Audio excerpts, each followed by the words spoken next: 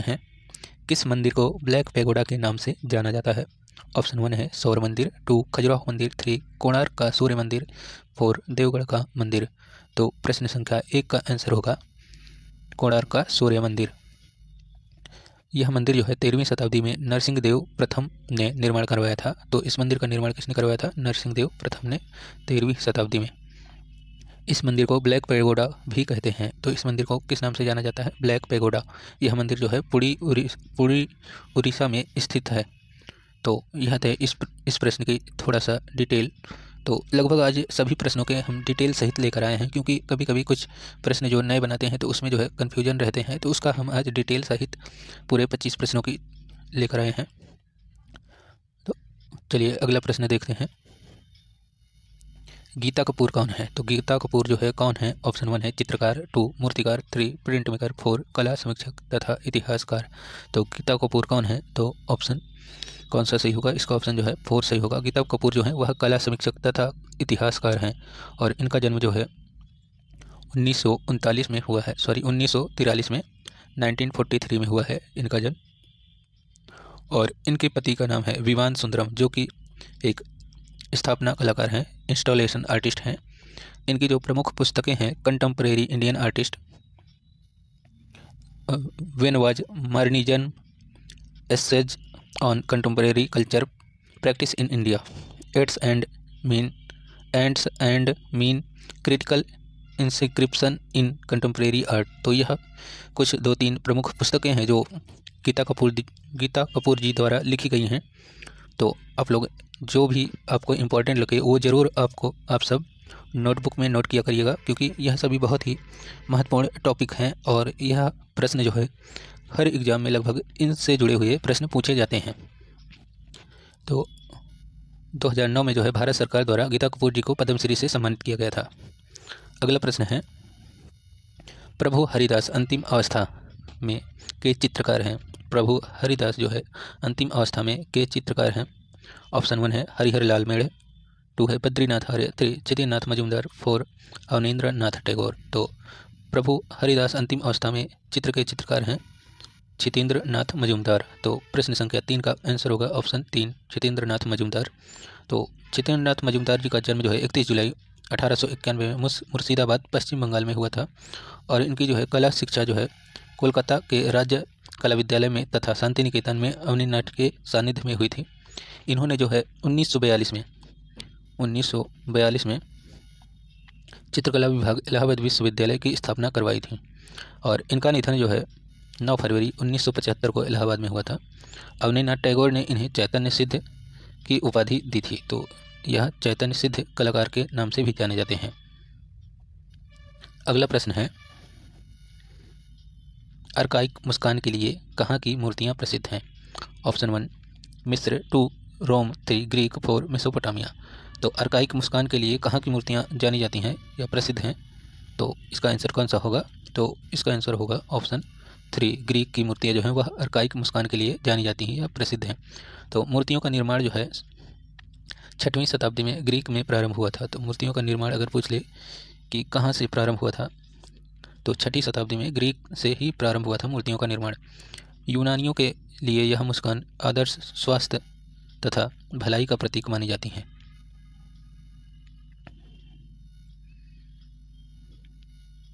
अगला प्रश्न है हबीब तनवीर एक हैं। तो हबीब तनवीर क्या हैं? संगीतकार, नाटककार, चित्रकार, मूर्तिकार। तो हबीब तनवीर जो है क्या है? तो हबीब तनवीर जो है वह एक नाटककार हैं। तो इसका ऑप्शन 2 सही होगा। इनका जन्म जो है 1 सितंबर 1923 को रायपुर छत्तीसगढ़ में हुआ था, जो रायपुर अभी छत्तीसगढ़ की राजधानी है।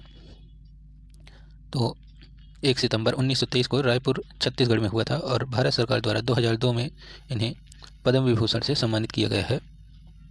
और इनका निधन जो है 8 जून 2009 को मध्य प्रदेश भोपाल में हुआ है। अगला प्रश्न है नुकीले मेहराब वाले भवनों का निर्माण किस युग में हुआ था? तो नुकीले मेहराब वाले भवनों का निर्माण जो है किस युग में हुआ था? ऑप्शन 1 है रोमनस्क, ऑप्शन 1 है रोमनस्क, 2 ग्रीक, 3 यूनान, 4 गोथिक। तो नुकीले मेहराब वाले भवनों का निर्माण जो है वह हुआ था गोथिक में। तो इसका ऑप्शन जो है 4 सही होगा, गोथिक। यह मुख्य रूप से वास्तुकला शैली मानी जाती है। तो यह जो है मुख्य रूप से वास्तुकला शैली मानी जाती है। अगला प्रश्न है, स्क्रैम्बलिंग क्या है? स्क्रैम्बलिंग क्या है? ऑप्शन 1 रंगों को लगाना, 2 रंगों का गाढ़ापन, 3 मोटे रंग की पारदर्शिता, 4 चमकीला रंग। तो इसका आंसर होगा ऑप्शन 3, मोटे रंगों की पारदर्शिता को ही स्क्रैम्बलिंग कहते हैं। तो चित्रकारी की यह एक तकनीक है स्क्रैम्बलिंग। इस विधि में एक परत के ऊपर दूसरे किसी रंग को लगाया जाता है और उसमें पारदर्शिता भी होती है।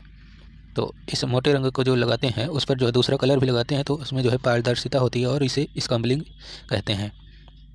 तो आप लोग इसको एक बार समझने का प्रयास करिए, क्योंकि इसमें आप लोग कंफ्यूज हो सकते हैं, क्योंकि यह प्रश्न ही ऐसा है। स्क्रैम्बलिंग का मतलब कि मोटे रंग, यानी एक मोटा रंग लगा हुआ है और उसके ऊपर दूसरा मोटा रंग लगाया जाए और उसमें जो है पारदर्शिता भी दिखाई दे, कि नीचे वाला भी कलर मालूम हो, उसे ही स्क्रैम्बलिंग कहते हैं। अगला प्रश्न है, मदर टेरेसा सीरीज किसने चित्रित की है? तो मदर टेरेसा सीरीज जो है किसने चित्रित की है? ऑप्शन 1 गणेश पाइन, 2 विकास भट्टाचार्य, 3 M.F. हुसैन, 4 P.T. रेड्डी। तो मदर टेरेसा जो सीरीज है उसे किसने चित्रित की है? तो इसका ऑप्शन जो है 3 सही होगा, M.F. हुसैन ने। तो 1980 में जो है मकबूल फिदा हुसैन ने मदर टेरेसा को जो है चित्रित किया था। तो यह चित्र जो है तैल रंग से जो है कैनवास पर बनाया गया है। अगला प्रश्न है, युवा मनुष्य जोड़ी नीली साड़ी किसके चित्र हैं? तो युवा मनुष्य और जोड़ी नीली साड़ी जो चित्र हैं यह किस कलाकार के द्वारा चित्रित किया गया चित्र है? ऑप्शन 1 है जोगिन चौधरी, 2 N.S. बेंद्रे, 3 के हैबर, 4 हैदर रजा, सैयद हैदर रजा इनका पूरा नाम है। तो इसका आंसर होगा युवा मनुष्य जोड़ी और नीली साड़ी किसके चित्र हैं? तो जोगिन चौधरी के। तो इसका आंसर होगा जोगिन चौधरी। इनका जन्म जो है, जोगिन चौधरी का जन्म जो है 15 फरवरी 1939 फरीदपुर बांग्लादेश में हुआ था।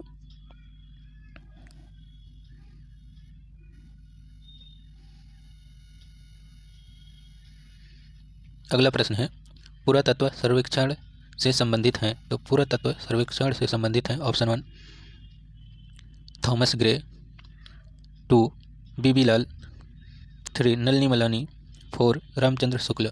तो पुरातत्व सर्वेक्षण से संबंधित कौन है? तो इसका ऑप्शन जो है 2 सही होगा, बीबी लाल। बीबी लाल जो है वह पुरातत्व सर्वेक्षण के निदेशक भी रह चुके हैं। तो इसका ऑप्शन 2 सही होगा। इनका जन्म जो है 2 मई 1921 झांसी में हुआ था और इनका निधन जो है 10 सितंबर 2022 को नई दिल्ली में हुआ है। तो यह अभी लेटेस्ट में जो है इनकी डेथ हुई है। तो हो सकता है परीक्षा में इनसे संबंधित कुछ प्रश्न पूछ ले एग्जाम में, तो फिर आप लोग इसीलिए इनके बारे में पहले से कुछ जानकारियाँ एकत्रित कर लीजिए, नोट कर लीजिए। अगला प्रश्न है, नव प्रभावत का प्रथम चित्र स्नान स्थल किसने चित्रित किया? नव प्रभावत का जो है प्रथम चित्र स्नान स्थल जो है किसने चित्रित किया है? ऑप्शन 1 है सेजा, 2 रेनवार, 3 सिन्याक, 4 जॉर्ज सोरा। तो नव प्रभावत का जो प्रथम चित्र है स्नान स्थल जो है उसे किसने चित्रित किया है? तो इसका ऑप्शन जो है 4 सही होगा, जॉर्ज सोरा ने। जॉर्ज सोरा का जन्म जो है 2 दिसंबर 1859 को पेरिस में हुआ था और जॉर्ज सोरा को नव प्रभावत का जनक माना जाता। अगला प्रश्न है, विश्व थिएटर रंगमंच दिवस कब मनाया जाता है? तो विश्व थिएटर रंगमंच दिवस जो है कब मनाया जाता है? ऑप्शन 1 25 मार्च, 2 26 मार्च, 3 27 मार्च, 4 28 मार्च। तो विश्व थिएटर रंगमंच दिवस जो है कब मनाया जाता है? तो इसका ऑप्शन जो है 3 सही होगा, 27 मार्च को। विश्व रंगमंच की स्थापना जो है 1961 में इंटरनेशनल थिएटर इंस्टीट्यूट द्वारा की गई थी।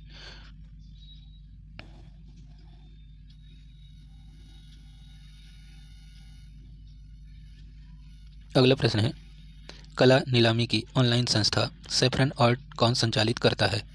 तो कला नीलामी की जो ऑनलाइन संस्था है सैफरन आर्ट जो है उसका संचालित कौन करता है?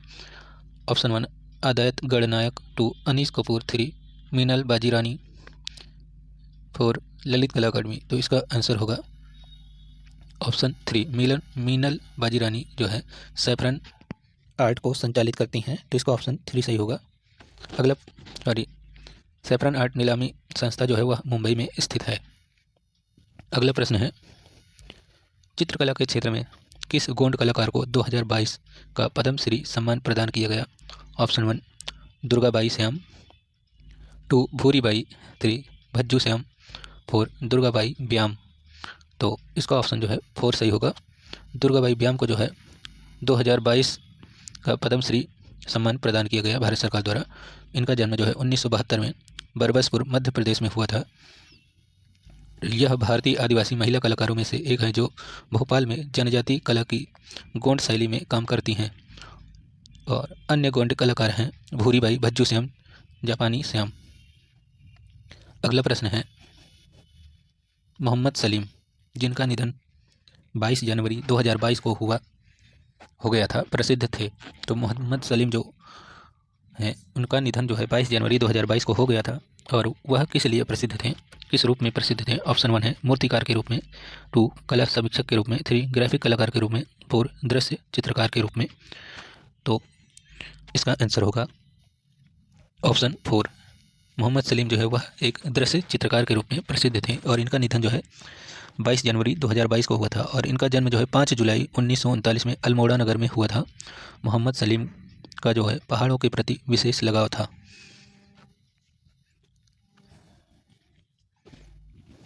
अगला प्रश्न है, 9 मई 2022 को मशहूर अभिनेत्री मर्लिन मुनरो की एक पेंटिंग क्रिस्टीज की नीलामी में 15 अरब रुपए में नीलाम हुई थी। पेंटिंग का शीर्षक क्या था? तो 9 मई 2022 को जो मशहूर अभिनेत्री है मर्लिन मुनरो की एक प्रसिद्ध पेंटिंग क्रिस्टी की नीलामी में जो है 15 अरब में नीलाम हुई थी। इस पेंटिंग का शीर्षक क्या था? ऑप्शन 1 है शॉर्ट सेज पिंक मर्लिन, 2 है शॉर्ट ब्लू मर्लिन, 3 है short says blue marlin, 4 short says marlin. तो इसका आंसर होगा option 3 short says blue marlin इस पेंटिंग का शीर्षक था, जो 9 मई 2022 को क्रिस्टी की नीलामी में 15 अरब रुपए में नीलाम हुई थी। अगला प्रश्न है, बालकृष्ण दोषी जाने जाते हैं। तो बालकृष्ण दोषी जो हैं वह किस रूप में जाने जाते हैं? ऑप्शन 1 मूर्तिकार के रूप में, 2 दृश्य चित्रकार के रूप में, 3 वास्तुकार के रूप में, 4 कला समीक्षक के रूप में। तो बालकृष्ण दोषी जो हैं वह एक वास्तुकार हैं और वास्तुकार के रूप में जाने जाते हैं। तो इसका ऑप्शन जो है 3 सही होगा। बालकृष्ण दोषी को नोबेल के बराबर माने जाने वाले प्रतिष्ठित पुरस्कार प्रित्जकर पुरस्कार 2018 में सम्मानित किया जा चुका है। तो प्रित्जकर पुरस्कार से जो है इनको 2018 में सम्मानित किया जा चुका है, जो वास्तु कला के नोबेल पुरस्कार के नाम से भी जाना जाता है। तो इनको जो है 2018 में यह पुरस्कार प्राप्त हो चुका है। और बालकृष्ण दोषी का जन्म जो है 26 अगस्त 1927 को पुणे में हुआ था। और इन्हें जो है 2022 में के लिए रॉयल गोल्ड मेडल का सम्मान प्रदान किया गया है। 1950 में बालकृष्ण दोषी ने प्रसिद्ध वास्तुकार ली कॉर्बुजियर के साथ भी काम किया है। तो इनकी बहुत सारी उपलब्धियां हैं और यह हाल ही में बहुत ही चर्चित हैं। और इन्हें जो है सबसे प्रसिद्ध पुरस्कार जो प्राप्त हुआ है प्रित्जकर पुरस्कार जो प्राप्त हुआ है 2018 में, जो नोबेल के जो वास्तुकार के क्षेत्र में जो है वास्तुकला के क्षेत्र में जो है नोबेल माना जाता है यह पुरस्कार। तो आप सभी लोग नोट कर लीजिएगा ज़रूर, क्योंकि इनके बारे में जो है अभी हाल में ही प्रश्न बहुत ही ज़्यादा पूछे जा रहे हैं। अगला प्रश्न है, मैं चित्र नहीं जख्म बनाता हूँ, यह किस कलाकार का कथन है? तो मैं चित्र नहीं जख्म बनाता हूँ, यह किस कलाकार का कथन है? ऑप्शन 1 अनुपम सूद, 2 कमल कृष्ण, 3 सोमनाथ और 4 ज्योति भट्ट। तो मैं चित्र नहीं जख्म बनाता हूँ यह किस कलाकार का कथन है? तो इसका ऑप्शन जो है 3 सही होगा, सोमनाथ होर। सोमनाथ होर का जन्म जो है 1921 में चटगांव बांग्लादेश में हुआ था। तो इन्होंने कहा था कि मैं चित्र नहीं जख्म बनाता हूँ। अगला प्रश्न है, कला संगठन संस्कार भारती के संस्थापक कौन है? तो कला संगठन संस्कार भारती के संस्थापक कौन है? ऑप्शन 1 पद्म भूषण जतिन दास, 2 पद्मश्री बाबा योगेंद्र, 3 कला ऋषि बाबा गजेंद्र, 4 पद्मश्री दुर्गाबाई व्याम।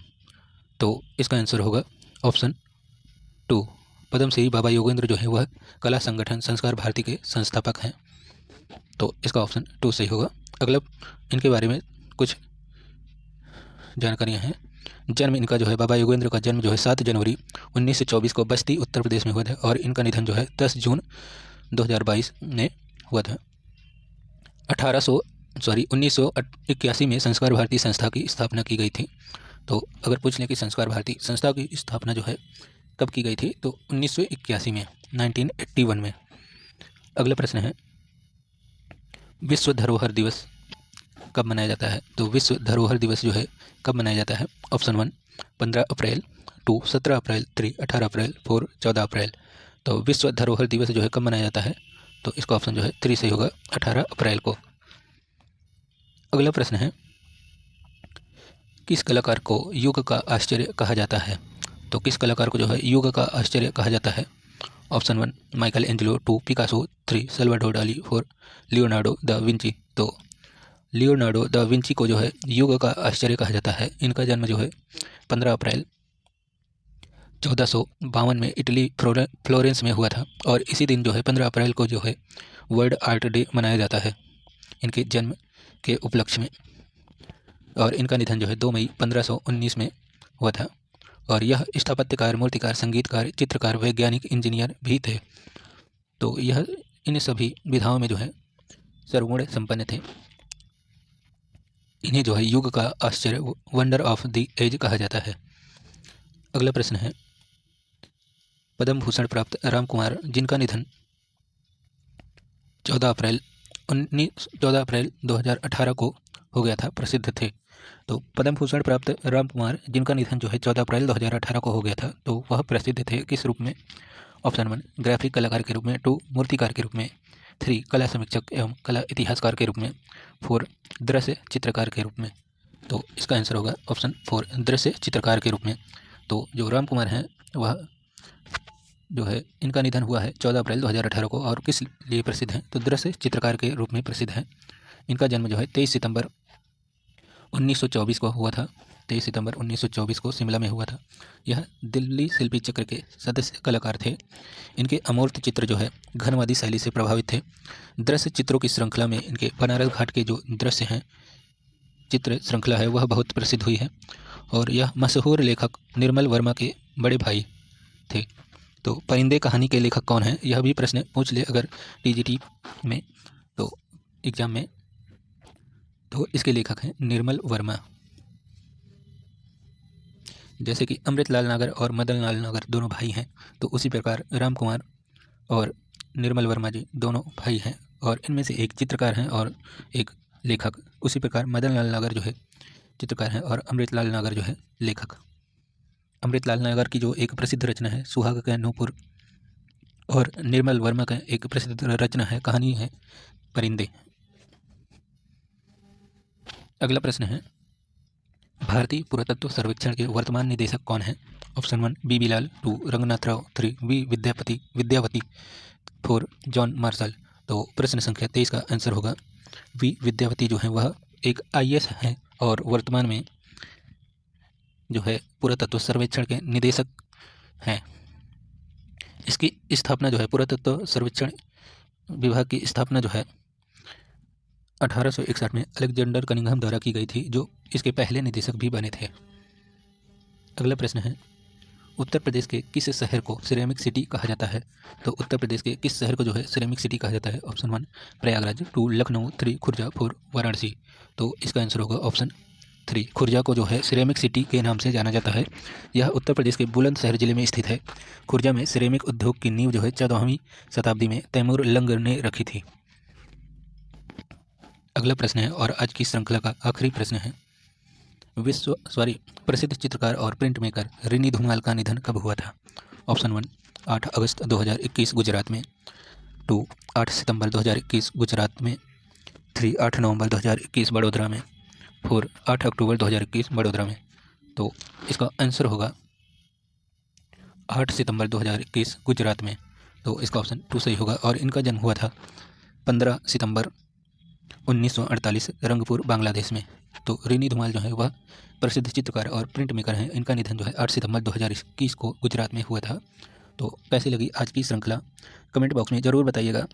और अगर आपको यह बहुत ही उपयोगी प्रश्न लगे हों तो आप सब लोग नोटबुक में ज़रूर नोट करिएगा और कमेंट बॉक्स में बताइएगा कि आज की श्रृंखला कैसी लगी और क्या इस प्रकार की जो प्रश्नावली है आगे और लेकर आएँ कि कुछ बदलाव करें। तो कमेंट बॉक्स में आप सब ज़रूर बताइएगा। Thanks for watching this video.